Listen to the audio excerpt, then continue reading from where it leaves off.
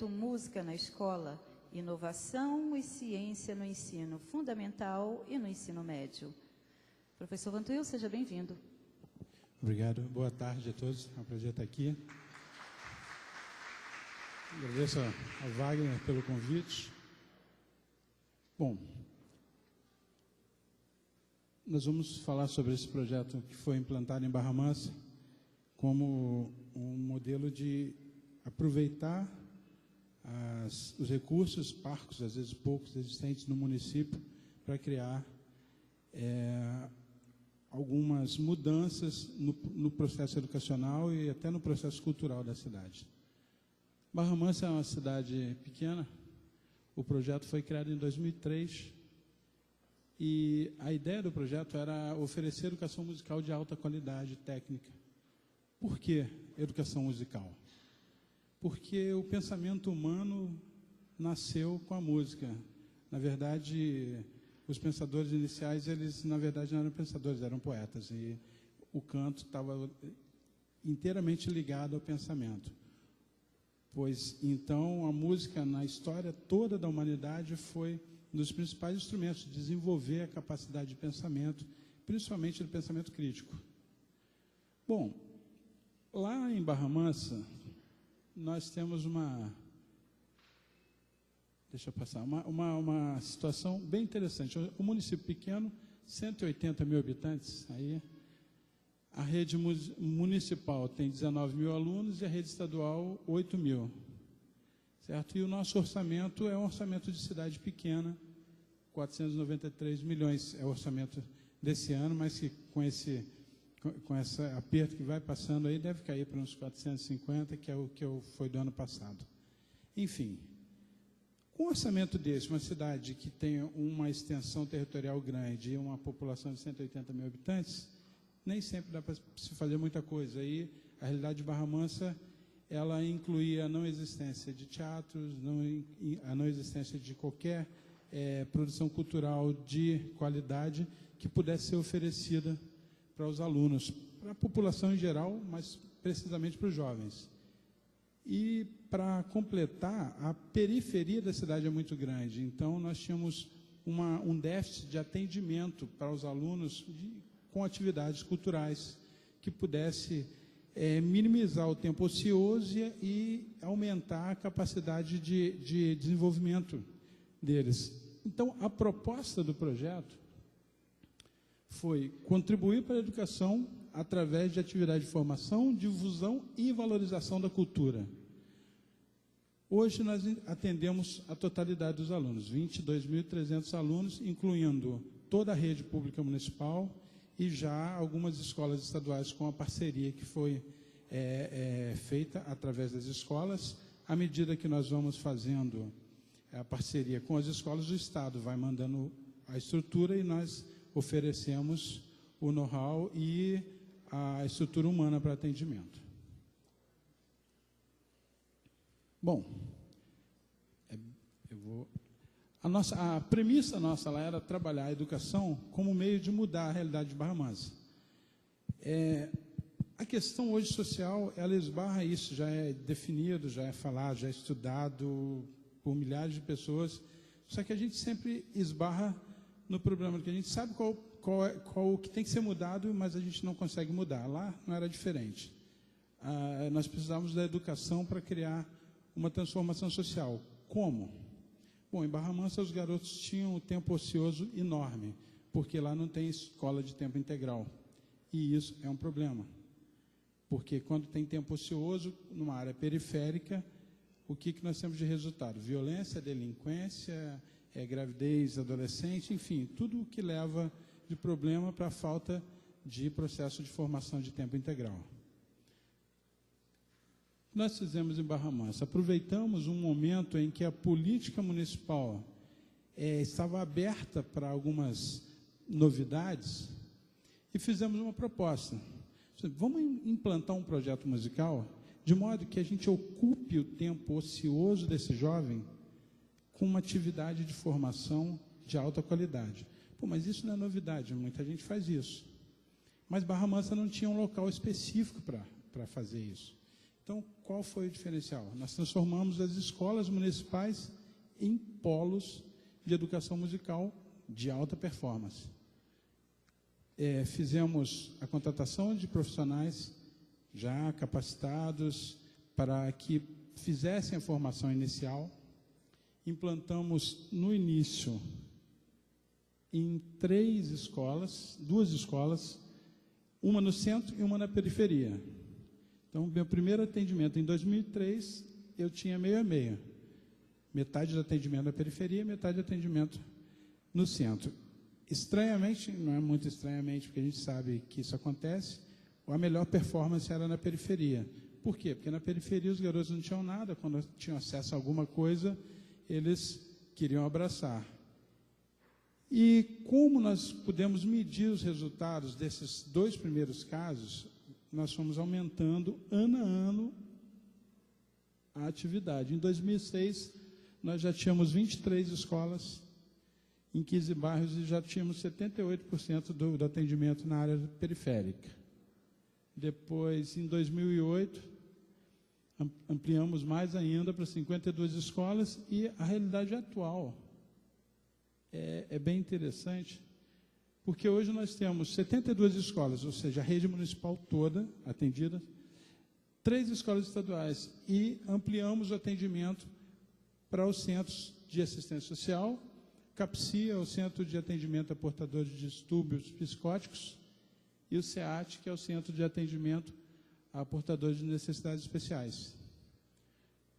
O atendimento total hoje está em torno de 23 mil alunos, e o mais interessante é que a área central, ela se manteve, o que mudou foi a área periférica, que foi aumentando. Mas o que tem isso a ver com o processo de formação? O resultado que nós acabamos obtendo de lá advém de um processo piramidal, onde nós trouxemos grandes professores, fizemos parceria com algumas universidades, a UFRJ, Unirio e até a universidade local, para conseguir uma formação para os músicos da cidade, para que eles fossem transformados em professores efetivamente. Por quê?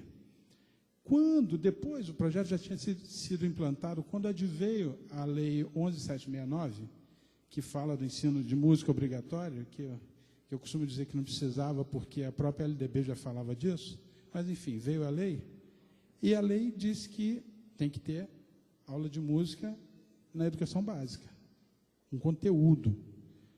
E a própria lei, quando teve o veto ao artigo 2º, ela disse que não precisa de formação específica para um conteúdo. Mas lá nós entendíamos que para aplicar com alta capacidade técnica, eu tinha que ter um profissional com formação. Então, nós nos deparamos com 2 problemas.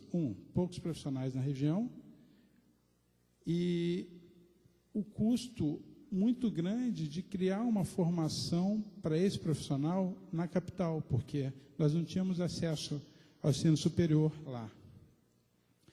Então, o primeiro momento, trouxemos os professores do Rio de Janeiro, São Paulo. Esses professores, eles fazem um processo de capacitação permanente para os musicalizadores e professores da cidade, que multiplicam nas escolas. Ou seja, é piramidal. Eu tenho o grande professor lá, mestre, doutor, pós-doutor, que trabalha com meus graduandos, e esses graduandos são estagiários nas escolas que fazem todo o processo de formação com essa rede inteira. Isso solucionou o problema da falta de mão de obra, solucionou o problema do atendimento na periferia. É exatamente isso que eu acabei de falar aqui, deixa eu passar. Muito bem.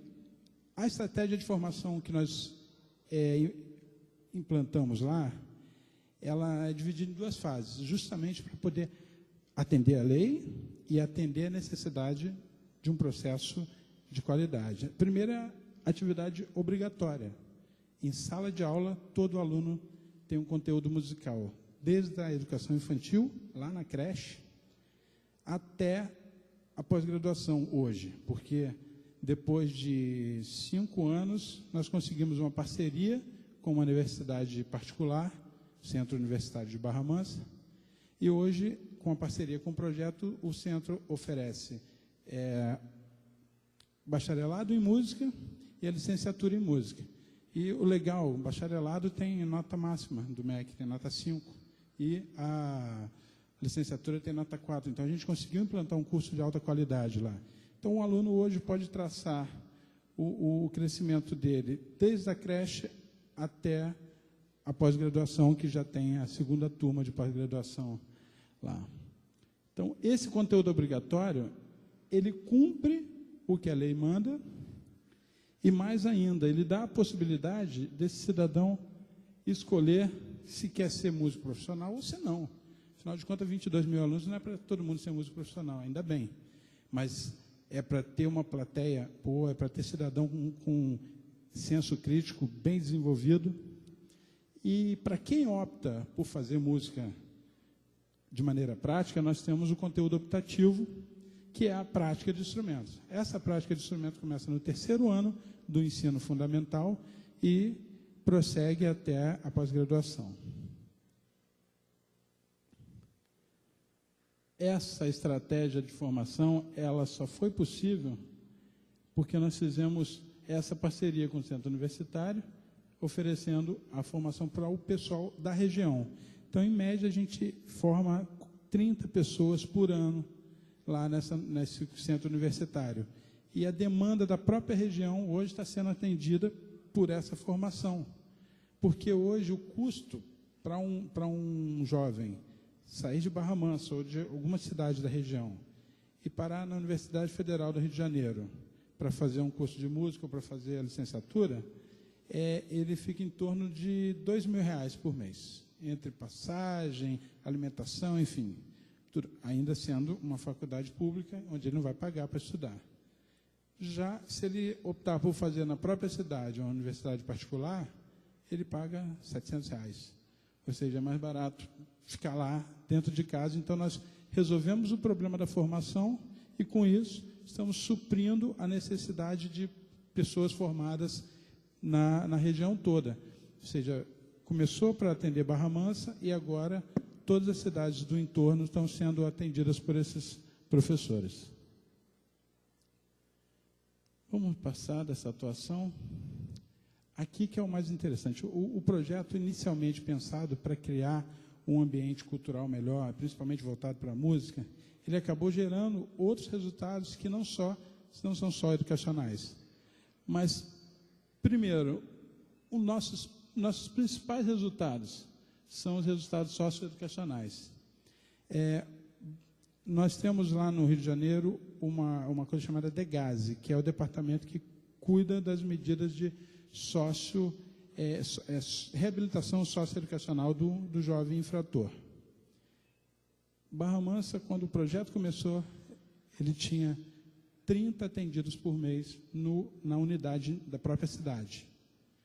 O DEGASE, ele tem umas unidades que são chamadas de CREADES, que atendem e recolhem esses menores infratores.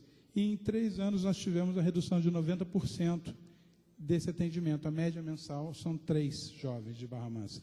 Os outros atendidos são das cidades vizinhas, que vão ter que buscar alguma outra solução para reduzir também. Mas esse foi o primeiro momento. Em 3 anos, uma redução de 90%. Hoje, Barra Mansa é o município que tem o menor índice de atendimento de jovem em medida socioeducativa. A nossa mudança na ideia das famílias em relação à cultura, em relação ao processo educacional. Hoje, a cidade inteira defende o processo que foi implantado e deixou de ser um processo que talvez fosse político-administrativo, né, de uma coisa de uma administração específica, de político-partidária, para ser uma política de governo, para ser um projeto que ele vai ser aplicado independente de qual o governo que esteja no poder. O atual prefeito, ele é do PCdoB, o anterior é do PMDB, enfim. Eles têm que entrar, e um dos modelos que eles têm que encontrar é o projeto e dizer, bom, isso aqui a gente tem que manter, porque se eu tirar esse professor da sala de aula, se eu tirar essa atividade, esse garoto volta para o tempo ocioso. Resultados culturais. Barra Mansa virou um centro de cultura musical de alta qualidade. Para a gente ter uma ideia, tipo, daqui a um mês, a orquestra dos jovens lá, né, que são monitores e alunos avançados, acompanha a turnê do Balé Bolshoi no Brasil. Em novembro do ano passado, estava com o Kirov. Tem temporada no Teatro Municipal, temporada na Sala São Paulo, enfim, uma cidade do interior, 180 mil pessoas, tem uma orquestra que faz uma temporada toda. E o mais interessante disso, fora os monitores contratados inicialmente para começar o processo, hoje a orquestra, em cerca de 70%, é formada por garotos que começaram na escola e hoje já estão lá na faculdade fazendo o seu curso e já são integrantes da orquestra, estão trabalhando com música, estão multiplicando aquilo que aprenderam e estão fazendo música de alta qualidade, desenvolvendo o processo cultural do município através desse modelo. E, finalmente, os resultados econômicos. Deixa eu ir passando. Volto um pouquinho aqui, depois eu falo sobre isso. Barra Mansa, ela viu uma diferença. Primeiro, no turismo, porque as pessoas vêm para a cidade para participar dos concertos. Nós fazemos uma média de 230 concertos por ano entre os grupos do projeto, tanto em Barra Mansa como nas cidades no entorno. Nós também conseguimos uma coisa, hoje nós empregamos diretamente em torno de 200 pessoas, 180 alguma coisa, ou 190 alguma coisa. E indiretamente, sabe-se lá quantas pessoas, porque movimentou o mercado de hospedagem, de alimentação, de reforma de material musical, de venda de material musical, enfim. O modelo econômico da cidade começou a ter uma mudança para ter uma característica também da economia criativa. E o mais interessante é que essa geração de renda para os músicos não é só o trabalho como músico, porque toda aquela cadeia que está no entorno da produção musical teve que surgir na cidade, seja reforma e manutenção de materiais ligados à música, o incremento de eventos e oferta de produção musical para entretenimento, enfim. O modelo econômico de Barra Mansa foi mudando com essa abertura para a economia criativa. E tem os resultados educacionais. Primeiro ponto, o projeto tem contribuído bastante para a evolução do IDEB. A gente ainda tem lá uma diferença a alcançar na meta do IDEB, porque Barra Mansa passou por uma reformulação do modelo pedagógico. Eles usavam lá uma metodologia com apostilas, alguma coisa assim, mas isso se mostrou totalmente ineficaz e agora eles estão no meio da mudança, mudaram tudo, enfim. A escolha desse modelo pedagógico é um problema, porque isso, até que isso seja consolidado, a gente sabe que a gente fica com um déficit no rendimento. O projeto ele acaba ajudando para que a queda nesse rendimento não seja absurda. Mas desde que foi implantado, a gente está conseguindo crescer e, com isso, a cada ano, os alunos vão melhorando a sua performance. Espero que, depois de implantar esse modelo novo que estão fazendo lá com a nova metodologia, essa diferença se resolva e nós possamos estar dentro da meta. Já falei sobre a redução da delinquência, né, que é o nosso maior índice lá social. Muito bem. Geração de empregos e resultados culturais. Ok. Muito bem. Quando nós começamos o projeto, Barra Mansa tinha de oferta de qualidade musical para a cidade, e, enfim, para os alunos também, zero. Era zero mesmo. Eu não estava em Barra Mansa, eu sou barramansense e estava fora. Eu estava aqui em Goiânia, pelas orquestras da vida aqui. E era um problema, porque eu sempre levo a minha cidade como uma treva cultural. Logicamente que uma treva cultural, ela advém de uma treva educacional também. E essa era a realidade que nós tínhamos lá. não existia nada na cidade. Para não dizer, tinha uma fanfarra que os garotos se reuniam aos sábados para, enfim, para fazer música, mas é impossível fazer música sem orientação. Quando nós propusemos esse modelo de alta qualidade, qual era a ideia? A primeira ideia é de que você não pode oferecer uma educação que seja só para ser uma medida paliativa de ocupação de tempo ocioso, que isso é terapia ocupacional. O que não é de qualidade em educação é, no máximo, terapia ocupacional. E o resultado da terapia ocupacional em meio cultural, e é isso que a gente vê, às vezes, em muitos projetos que atendem a jovens, é que você oferece uma atividade para ele passar o tempo, ele sai do risco psicossocial, vai para a atividade. Quando ele volta, ele descobre que durante aquele período todo, ele fez 18, não vai ser atendido pelo projeto mais, ele descobre que ele foi enganado, porque ele não está preparado para enfrentar o mercado de trabalho, ele não vai ter vaga em lugar nenhum, e acontece que ele volta para o risco psicossocial. No Rio de Janeiro, isso é claro. A gente bota um curso de música na favela, lá na comunidade. Tira o garoto lá da rua, ele vai ficar lá, tocando o violininho dele lá. Tal. Quando ele faz 18, acabou o curso. O que acontece? Ele vai para a Sinfônica Brasileira? Não vai. Ele vai trabalhar para o tráfico. Então, o que nós pensamos lá? Bom, se a gente vai ter que oferecer essa formação, ela vai ter que ser a melhor formação. Ela vai ter que ser de alta qualidade. O resultado disso, o resultado técnico e artístico disso, vai ter que permitir que esses garotos escolham música como profissão, ou então, se eles escolherem outra profissão, eles saiam daqui, mas com um pensamento crítico tão legal que eles vão se dar bem em qualquer profissão. Hoje nós temos lá resultados assim. Eu tenho um aluno que hoje é da Filarmônica de Israel, tem na Sinfônica Brasileira, na OSESP, tem gente lá em Berkeley, ganhou bolsa integral para fazer bacharelado em música na Berkeley, lá em Boston. Enfim, a gente deu para eles uma oportunidade que eles não teriam se fosse só um passatempo. Nós acabamos lá com essa ideia do passatempo para fazer da música um recurso educacional que gerasse crescimento também pessoal e profissional para esse jovem. E tem inúmeros grupos, né? Só orquestras são 4, mais o grupo Suzuki, que são bandas sinfônicas, e com isso a gente consegue fazer uma tonelada de concertos por mês.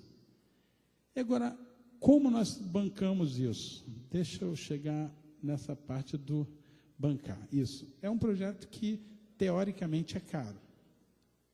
O custo anual do nosso projeto para esses 22 mil alunos é em torno de 6 milhões e 170 mil.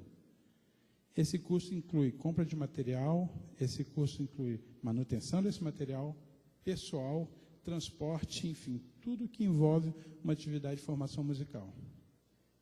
Inicialmente, isso foi um grande problema, porque quando eu falo no orçamento, é lógico que com 2 escolas eu não gastava esse orçamento, mas numa cidade pequena, quando você apresenta um projeto desse e o gestor olha e diz, mas eu vou ter que gastar dinheiro comprando instrumento, eu vou ter que gastar dinheiro pagando um professor de música, isso é um problema.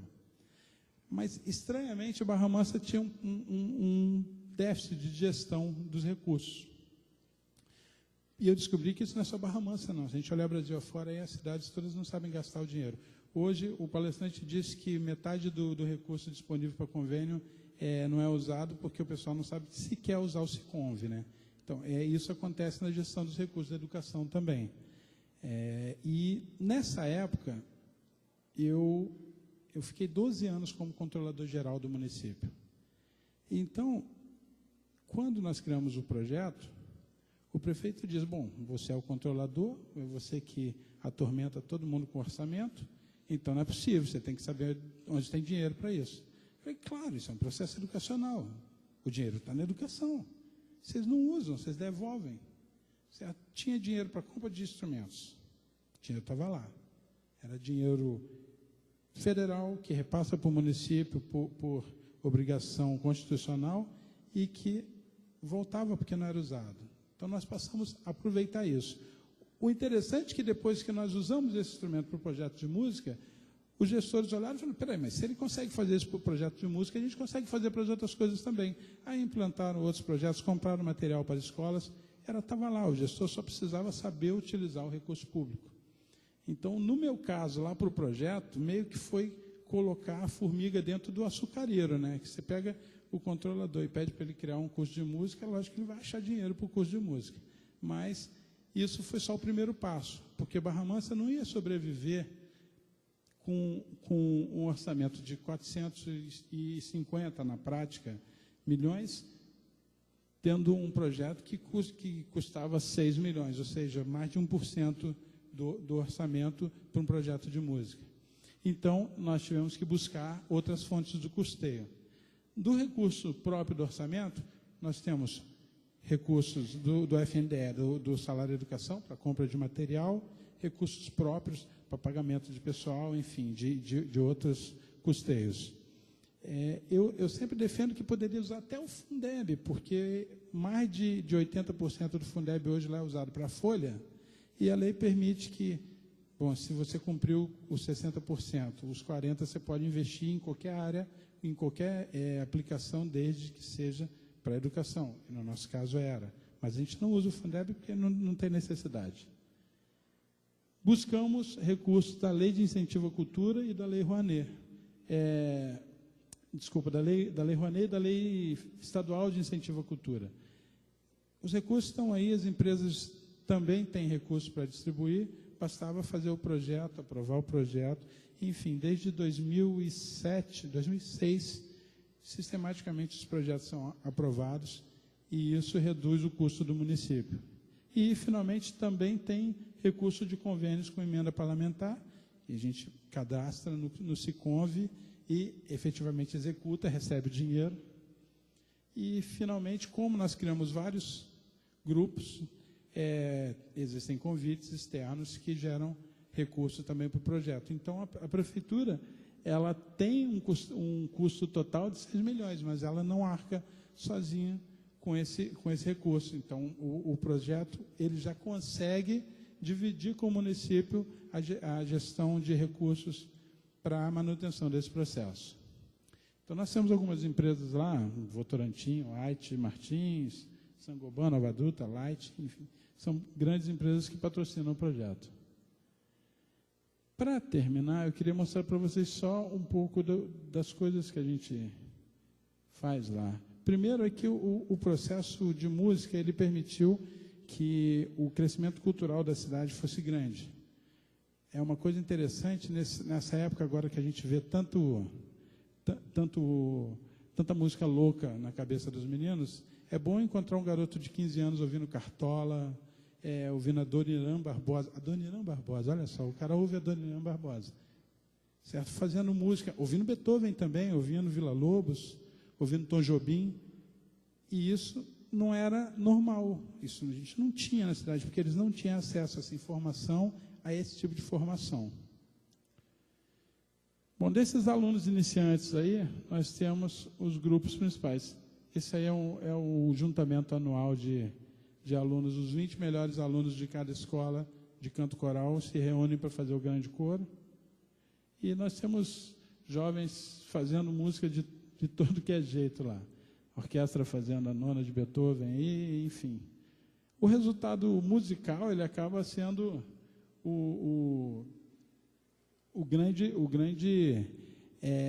a grande vitrine do projeto. Mas o resultado musical só existe porque o processo de formação foi implantado de maneira sistêmica.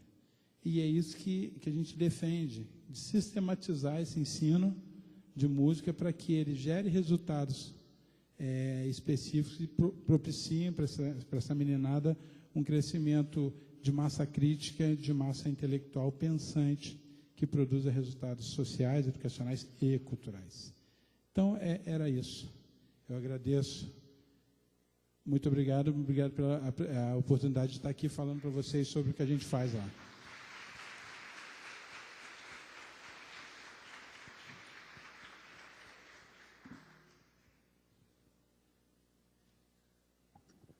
Nós agradecemos, professor Vantuil. Nós gostaríamos de saber agora sobre perguntas, né? Creio que com esse tema, já temos ali, só um minutinho que o microfone já vai chegar.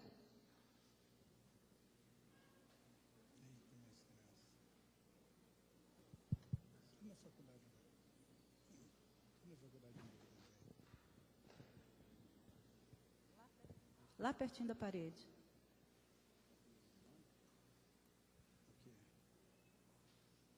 Estava nos slides. O que é? A orquestra? Ah, não está aí. Não está em nenhum deles. Por gentileza, diga seu nome. Boa tarde, meu nome é Miriam, eu sou professora na Universidade Federal de Ouro Preto. Eu tinha ficado em dúvida, eu ia chamar o senhor de Wagner Evantuil. Primeiro, parabéns pela palestra, pela Obrigado. exposição e principalmente pelo projeto. O que eu gostaria de perceber, eu trabalho nesse departamento de públicas, de gestão pública da universidade, então a gente conhece muito essa articulação de projetos junto prefeitura, ONGs e com esse tipo de adolescente, principalmente autor de ato infracional.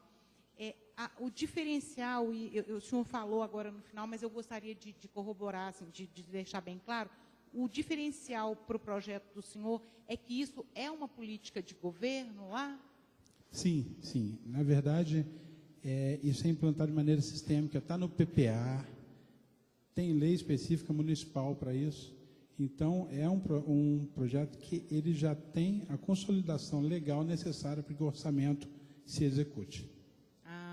Pois sim. Aí, agora eu consigo entender, porque quando o senhor falou do impacto no IDEB, eu fiquei um pouco em dúvida, mas aí a gente consegue vincular, porque todas as escolas, elas participam do projeto e dá para você fazer a comparação antes e depois da execução do projeto. Exato, porque quando começou a medir o IDEB, o projeto já estava iniciado. Sim, iniciado. Aí Isso, dá para foi ter bom. Dá para ter uma ideia. Meus parabéns, viu? É um Obrigado. projeto muito interessante. É importante ressaltar que essa questão do orçamento, o que parece ser muito é pouco, porque se vocês viram lá, o custo individual de um garoto é 20 e poucos reais. Um autor de ato infracional custa hoje, mais ou menos em média, algo em torno de R$ 2.400 por mês. Para o então, esse é o custo em Minas, né? pelo menos era no Rio é alguns mais anos. caro. Então, quer dizer, a repressão e a ressocialização, que nem sempre dá certo, ela é pelo menos 100 vezes mais cara do que o processo educacional. Então, orçamentariamente, a gente ainda está até gerando uma economia orçamentária de médio e longo prazo. Exatamente, é um impacto bem interessante. Exato. Parabéns. Obrigado. Tem mais uma pergunta aqui.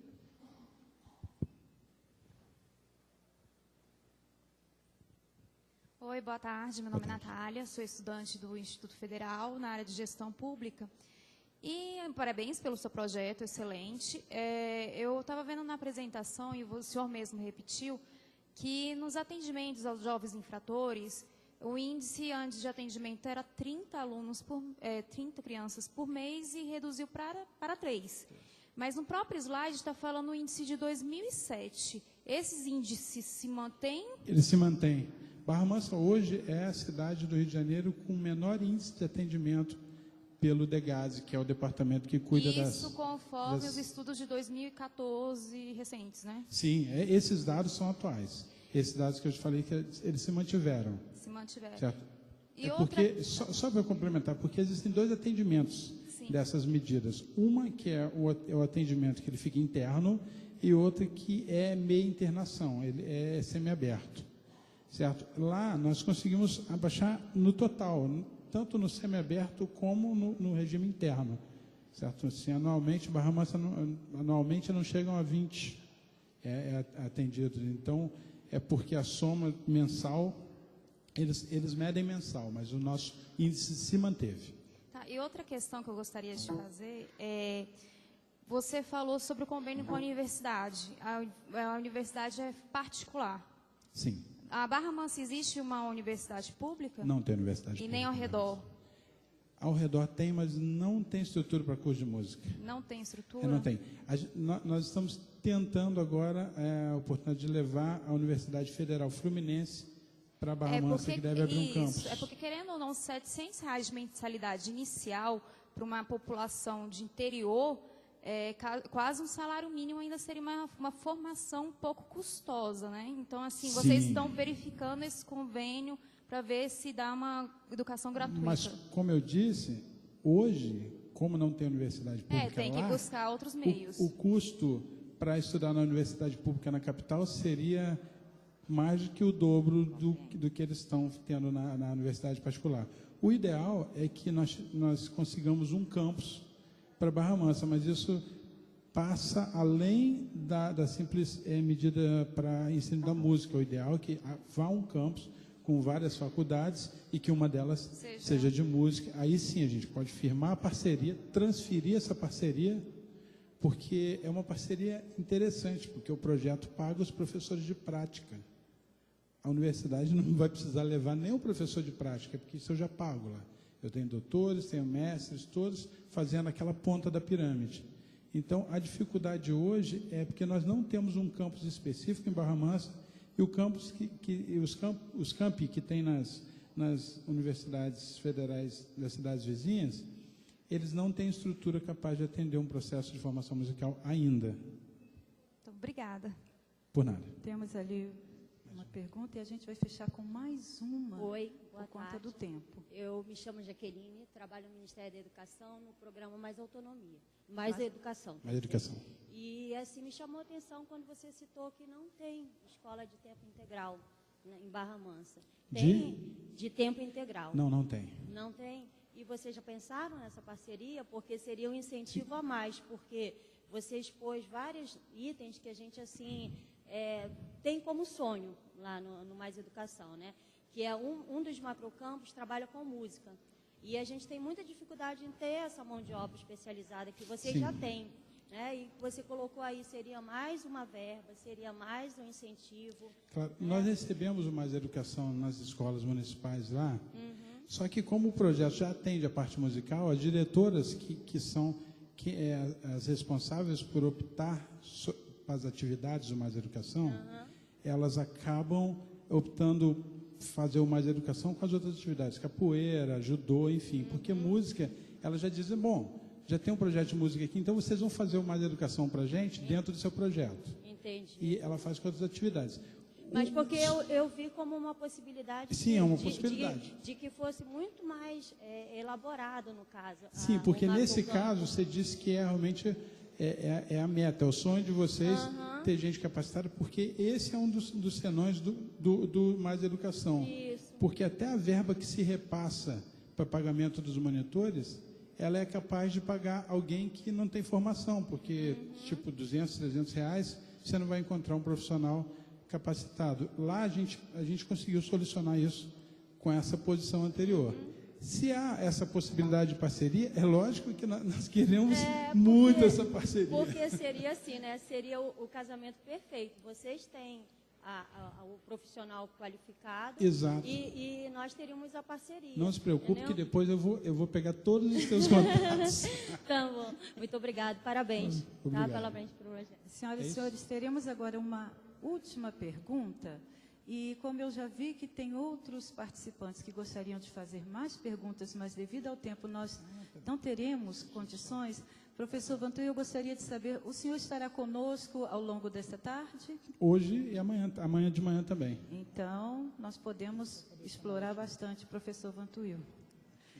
Qual é a última pergunta, por gentileza? Bem, boa tarde, meu nome é Ida, quero parabenizar a experiência e gostaria de saber se o projeto vislumbra algum tipo de vínculo com pessoas da família que não aquele aluno envolvido. Muitas vezes a gente tem o pai, a mãe, uma avó, que são os grandes estimuladores desses jovens e que nem sempre são acolhidos por projetos com formatação em gestão pública tradicional. Gostaria de saber se existe um pensamento em relação a isso. Na verdade, nós temos dois pontos lá em relação a isso.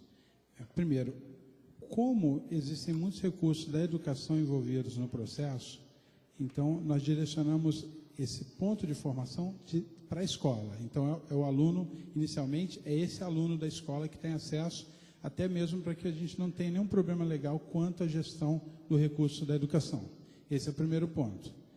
Esse recurso da educação tem que ser aplicado na educação e quem é realmente a meta da educação educar.